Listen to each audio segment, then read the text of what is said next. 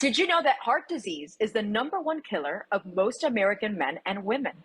It's important for you to know the warning signs. And on today's show, we will be joined by the Chief of Cardiology at Baptist Health's Miami Cardiac and Vascular Institute to answer your questions and offer you tips on how to help you prevent and treat heart disease. That's all coming up on an episode of Ask the Doc, no appointments needed.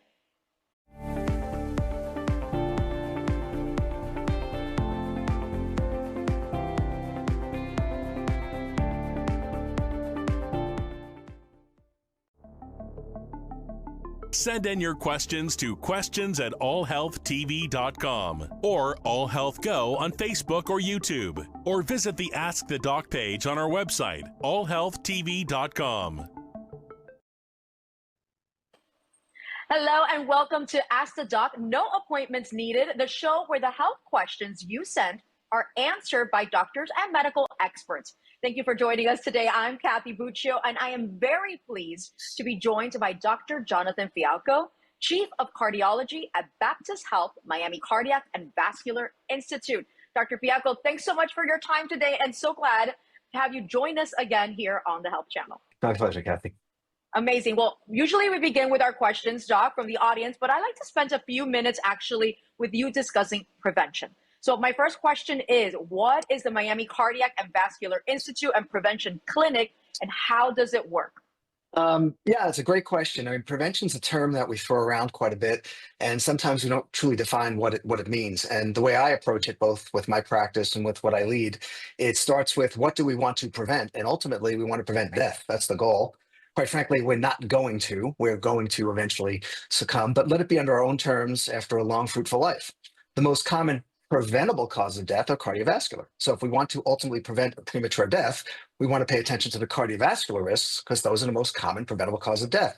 We can't prevent a lot of cancers. We can find them early, but we truly can prevent cardiovascular death. So when we're looking at preventing heart attacks, strokes, heart failure, those big drivers of that premature death and disability, the idea is the earlier we can recognize someone's at risk, the earlier we can assess the risk, and most importantly, the earlier we can lower the risk, the best impact we'll have in the people living a long and fruitful life, avoiding those cardiovascular consequences. So obviously it's better to prevent a heart attack or a stroke rather than react afterwards, but can you do that? Can you actually prevent it before? Because I've heard in many cases a heart attack is the first sign of a heart disease. So it's true, because people can live an asymptomatic life with a lot of the underlying components of what can lead to a heart attack. Sometimes the first symptom is a heart attack, or even unfortunately a cardiac death, which is quite frequent. So the idea of a prevention center is both to educate the community, educate other doctors, and be the resource for people who have either consider themselves to have a high risk or consider to have a high risk towards assessing them. If that risk of a cardiovascular event, heart attack, is high, then how can we individualize the recommendations and treatments to avoid it? So we can avoid the heart attacks. The heart attack, the stroke, is the final result of many years of abnormalities in our arteries. So if we can identify who has the early stages of the abnormalities in the arteries, or even prevent that, then we can avoid that late stage component, which is the heart attack. But as you mentioned, people can feel well, and that first symptom could be death and or a heart attack. So this preventive approach can really yield those benefits and help down the line. I'll add also that, the way we approach preventive care, it's not just the heart attack, because if you look at what's getting a lot of interest right now, though we've known for decades, a lot of the underlying inflammation in our body leads to these chronic diseases. And the chronic diseases, we could talk about cholesterol abnormalities, diabetes or prediabetes, obesity, sleep apnea, hypertension. What do they lead to? Well, increased cancer risks, increased heart attack and cardiac risks, increased dementia, increased renal failure. So the string theory, the underlying goal is who has those early risk factors, who has early disease, identify it and stabilize it and prevent it from getting to those other components. So surely we can prevent heart attacks and strokes by identifying who's at risk, and if that risk is elevated, lowering the risk. Unfortunately, too many people go through their lives and they're not having that risk identified, whether it's they're not paying attention or the medical community isn't accessible to them. And that's the community we want to both address and give opportunities to help avoid those cardiac events. When you talk about risk, Dr. Fialkow, one thing that I find intriguing is that we're seeing a rise in cardiac issues being identified in those in your 20s and 30s. Sure. Why are we seeing this rise? We're also seeing it as well with cancer diagnosis. So Mhm. what has changed or what has shifted? A great question. And before I actually answer it specifically, I wanted to find something when we talk about risk. Risk is a probability, right? Risk is not an absolute. And what we should do as physicians, and what we should do in work with people, is you assess the probability. Nothing's an absolute. I have smokers who live to 100. I have people who run marathons and they have heart attacks. So you want to assess your risk, the probability, risk high, you want to lower it. So you don't want to make decisions and Right. absolutes. You're going to have this, you're going to have this, et cetera. Now, why I say that is when we look at the underlying changes in our lifestyle, changes in our demographics, right? We're a heavier population than we were in the past. We have more inflammatory components in our lifestyle, whether it's processed, ultra processed foods, not natural. We don't get enough sleep. We don't get enough exercise. There are pollutants in the air, which can contribute to cardiovascular risks. We have other things like we're talking about microplastics and various other exposures. So starting at a young age, when we're less healthy, I grew up on Captain Crunch and Yoo-Hoo. My grandparents grew up on natural foods from the market or from from the farms and whatnot. So as we're exposed to more and more of these less natural products, and as our lifestyle has moved to one of more sedentary, higher stress, less sleep, we're seeing the Mhm. younger population starts that inflammation earlier. So frankly, we're seeing these younger people with those inflammatory disorders, cancers and cardiac events, because our lifestyle has developed into one that is much less healthier than it was 50 years ago, no less, 25 years ago. Right, and we're gonna jump into that stress later, but I want to start getting into these questions, Dr. Fialkow, from our audience. Sure. And the first one comes from Angie, and Angie wants to know: heart disease runs in my family with my dad and my aunt. His sister dying in their early 50s from heart attacks. My brother and I are getting close to 50, and we're freaking out. We don't have a cardiologist yet, but we both have primary care doctors that we see on a yearly basis. What can we do to prevent history from repeating itself? Yeah, it's a great question, Angie, and kind of the genesis of true preventive therapy. And I'm going to answer it by saying there's two things you can do. The first one is lead a healthy lifestyle, right? So not necessarily predicated on the medical community, understanding the benefits of staying active and exercising, understanding the benefits of eating food in its most natural form, avoiding processed foods, unnatural products that our bodies have never been exposed to in thousands of generations of evolution, getting a good night's sleep. And there are tips and habits to make sure your sleep habits are okay. So obviously lifestyle becomes critically important. Don't smoke becomes critically important. That you can do, and you don't need doctors to guide you to that. Maybe just a little bit better understanding, a little more attention to that. From the medical standpoint, certainly when you're getting at the age of 50, you should have assessments regarding what is my cardiac risk. That could be through blood tests, certain markers, which can suggest either early disease or risk for disease, a good history. What are you feeling? What's your family history? What are the genetic elements that might be in place?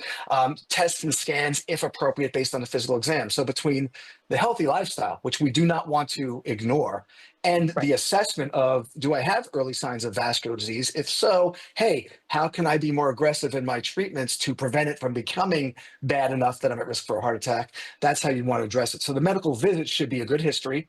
How are you feeling? What do you do? How active you are? A good family history. We think that a family history is high because a family member had a cardiac event, but it's actually not. If it's a male member before the age of 55 and a female member before 65, that might suggest some genetic component.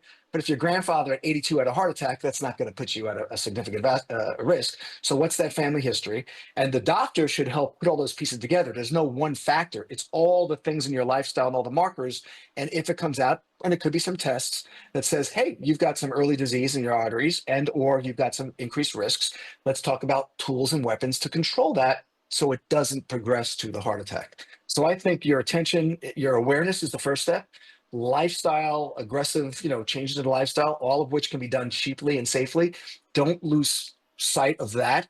And the medical evaluation would be involving certain simple blood tests, a physical exam, other tests, depending on what those answers to those questions would look like.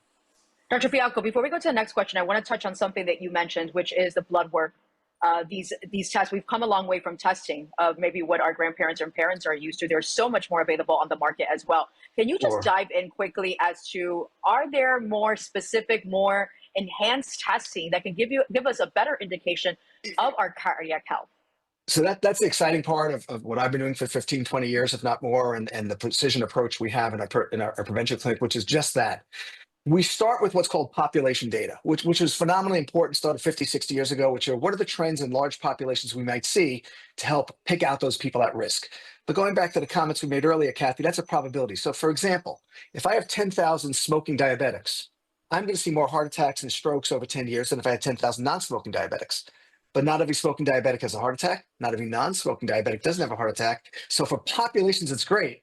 But when I'm sitting in front of a patient, that patient wants to know, what do I have? What's my risk? And that's where I think the evolution has come, both in certain imaging tests. Coronary calcium score is something that's a very important weapon we have when used correctly to assess one's risk. Certain blood tests, there's a test called LP-little-a, lipoprotein-little-a, a genetic marker, which has finally gained a lot of attention. I've been dealing with it for 12, 15 years.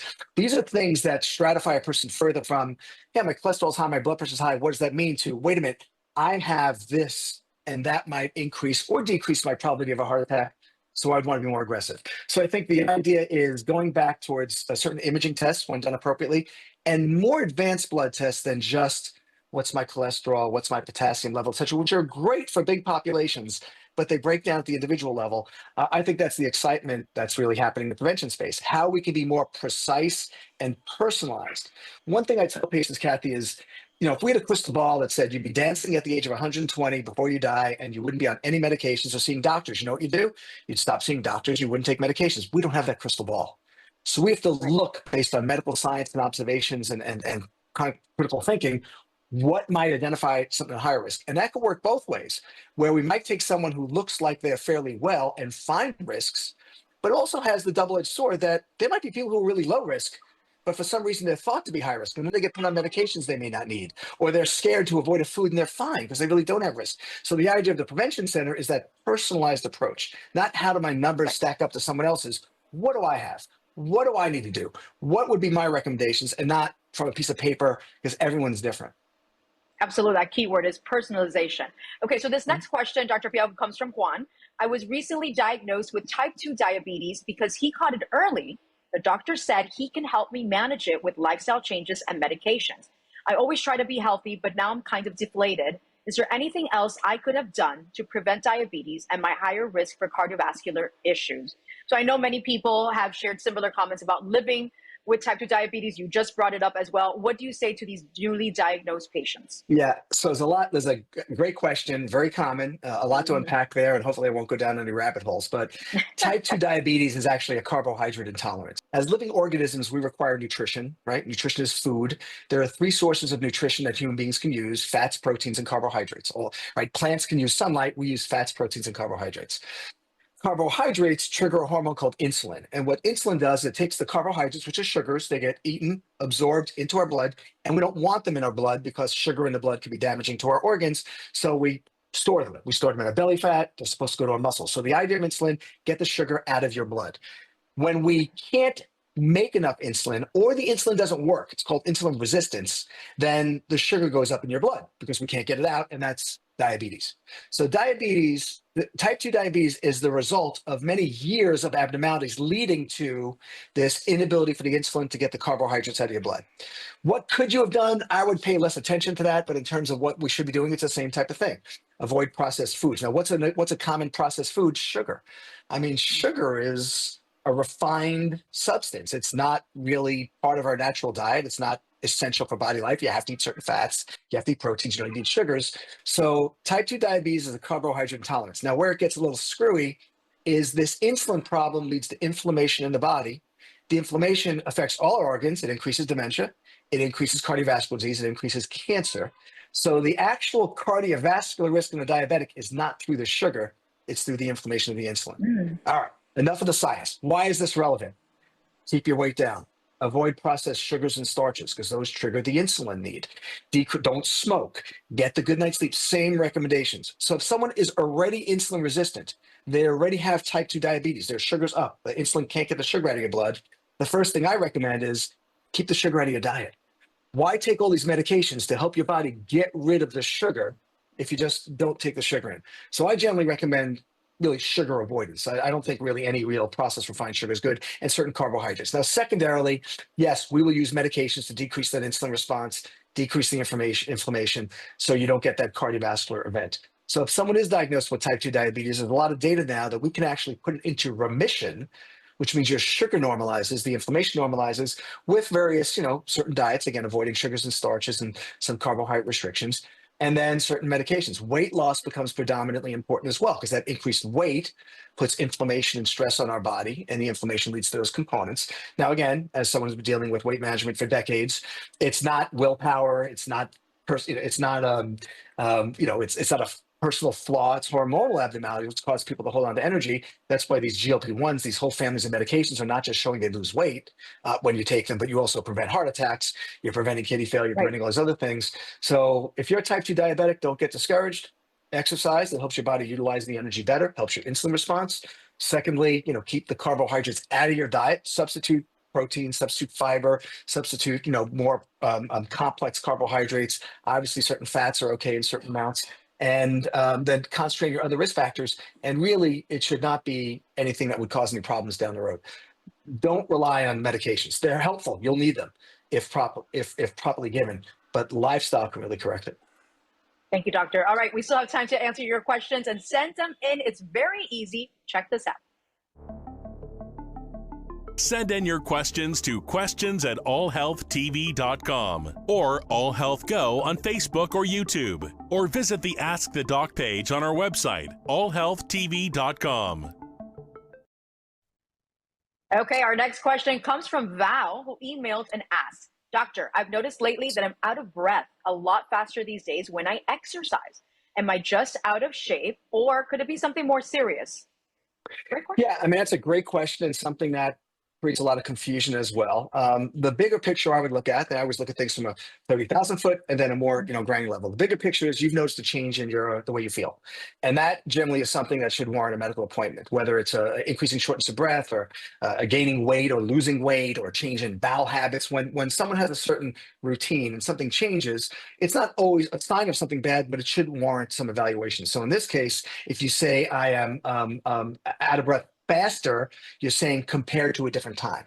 Now, also, when people exercise, they're training the large muscle groups of their body to be efficient. So you can do an activity, doesn't take as much out of you. If you're not exercising, you climb a flight of stairs, all those muscles are being used, and you're short of breath because the heart is working harder to get oxygen and blood to the body, and your lungs are working harder to get oxygen to the body. If those muscles are in shape because you do a lot of climbing, you pop up the stairs and you don't matter. I have people that can run 4 miles a day, and they climb a flight of stairs and they're short of breath, and they come in thinking something's wrong with them, not realizing when you're walking or running, you're using different muscles than climbing.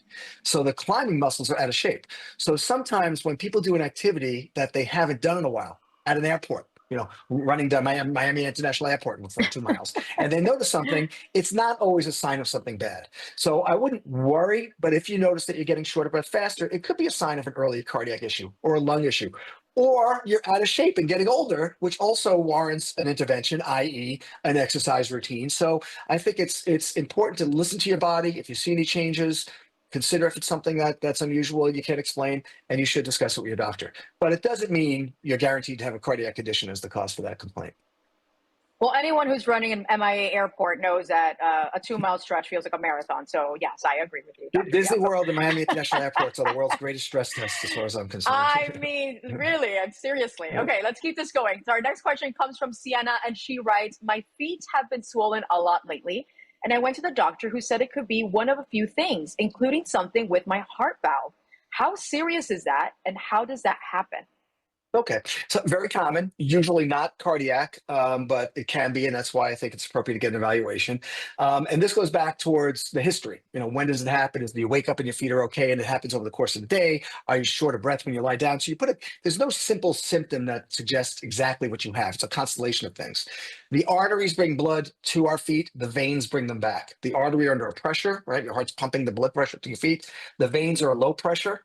If the veins can't bring the blood back to your heart, right, as part of your circulatory system, then it puts fluid into your legs, and gravity can do that. So more importantly, if at the end of the day you find your legs are a little puffy, that's probably something called venous insufficiency. The veins don't work well to bring the heart back. It's usually from gaining weight. It's usually from people who've been on their feet for long periods of time. Teachers, people who work in retail get that. And it's usually benign. It's treated with either elevating your feet, support stockings to keep the pressure on the legs, which most people in South Florida don't wear because they're ugly and hot, but they do work. When you have a cardiac condition, it means the heart can't pump the blood that's returning to the heart well, so the pressure builds up and puts pressure into your legs. It's usually associated with other symptoms. You're short of breath when you lie flat. You find you need a couple of pillows. Why? you have some extra fluid retention. It's in your legs when gravity pulls it down. When you lie down, it moves from your legs to your lungs, you get short of breath and have to sit up. So again, part of that history can help elucidate what's going on. If it's pretty simple and the doctor can recommend, support stockings, that's fine. Sometimes you might get an ultrasound of the veins of your legs to see if it's something more serious that can be treated. And then if there's other concerns that it could be from a cardiac symptom, usually it's an echocardiogram, a simple ultrasound of your heart that can look for the pressures and signs. Going back to your point, a valve problem can put pressure on the heart because the heart can't eat. The heart's pushing blood forward, and if the valve doesn't open well, then the pressure builds up behind the valve, or if the valve leaks, then blood's coming backwards. So valve problems can cause swelling in the ankles, but usually associated with other symptoms, difficulty breathing, can't lie flat in bed and whatnot, and certain things on the physical exam. So it's part of the differential, but most commonly a little swelling in the ankles and people otherwise feel well. It's the veins not working well with age and gaining weight and various other components. Thank you for the explanation. Okay, folks, if you don't get your questions answered today, that's okay. You can go to our website and click on Ask Hanna, where nurses are available to help. And here's more information for you. Looking for a fast, free, and convenient way to get expert health advice? Ask Hanna. Ask Hanna is your go-to telemedicine service provided by the Health Channel. Whether you have questions about your health, need advice on wellness, or want to know more about medical conditions, Ask Hanna has you covered. From the comfort of your home, you can chat live with a health advisor, check your symptoms, and learn possible causes, and browse through a library of health articles. So why wait? Visit askhanna.tv today and take control of your health with Ask Hanna. Your health, your way, anytime, anywhere. Ask Hanna, your trusted health companion. I said I know that lady. Okay, next we hear from Albert, Dr. Fialkow, and he wants to know, I'm 60 years old and I'm having some trouble breathing. I know I need to get checked out. What can I expect as far as diagnostic testing when I go to the doctor? And we talked a little bit about this, how testing has changed over the years. And this is a 60-year-old man. So what would it look like? So again, it goes back towards a good history. Is the breathing when you're exerting yourself, or is it when you're sitting in front of the TV resting? Does it last for minutes, or you're gasping for air? Sometimes people just sit there and they just notice they're taking deep breaths. So the timing, when it occurs, how persistent it is, does it limit you, how much it's changed? This gives us insights as what it could be. If it's going to be a cardiac issue, it's usually with exertion, right? It's not when you rest. So if you're sitting there watching TV and you feel short of breath, but then you can go, walking to the mailbox or climb stairs, it's generally not a cardiac condition, because most cardiac conditions occur with activity as their first symptoms. Could be a lung issue. Do you smoke? Do you have, asthma? There's many other components with it. So if you're going to a doctor saying, I'm having breathing problems, the history, the questions that should be asked should define what pathway to take. From a cardiac standpoint, we would generally look for, is it a heart, muscle, and valve problem? In which case, an echocardiogram, an ultrasound, we bounce sound waves off the chest to take pictures of the heart, no radiation, totally safe, fairly fast. And depending on the components, we would either do a stress test where we walk you on a treadmill and we see if we reproduce the symptoms and if there's any cardiac issues showing up with that, or another scan called the CTA, a coronary CT, which can look at the arteries. So again, those are the general tests we do in the cardiac situation. Lung scan, they might have you breathe through a tube and do a spirometry to see if the airways are narrowed. X-ray can help to make sure that there's no issues with the lungs. So again, the point is get checked out, but what the workup would be should very much depend on how it's presenting for you and what it's associated with and what your other lifestyle and or medical conditions are. Thank you, Dr. Fialkow. Okay, we have another question from Charlie. I'm a high school basketball coach and recently overheard my players joke around about vaping. They listen to me when it comes to playing, but I'm not sure how to get the message through about it, how dangerous vaping is. Any advice on how to have this conversation? What does it do to the body, Dr. Fialkow? Yeah, so, when people smoke cigarettes, as obviously the biggest culprit, you're burning a tobacco product and inhaling the smoke. With vaping, you're actually heating a chemical and inhaling the vapor from the chemical. So you're not burning a substance, you're heating it, but you're basically taking chemicals and bringing it into your body where they don't belong. So vaping is not safe. Maybe some less risk to the mouth from the smoke contents, but the real issue with vaping products to me as a cardiovascular specialist is nicotine. Nicotine not only is the addicting substance, but also gives the pleasure. But nicotine has significant negative consequences to our cardiovascular system. It's inflammatory to our blood vessels, so it leads to the coronary disease that leads to heart attacks and strokes when it's in the heart and when it's in the vein. It can increase blood pressure. It can increase our heart rate. So nicotine is really the culprit, no matter what form you take it in. Even patches and gums, it's still nicotine.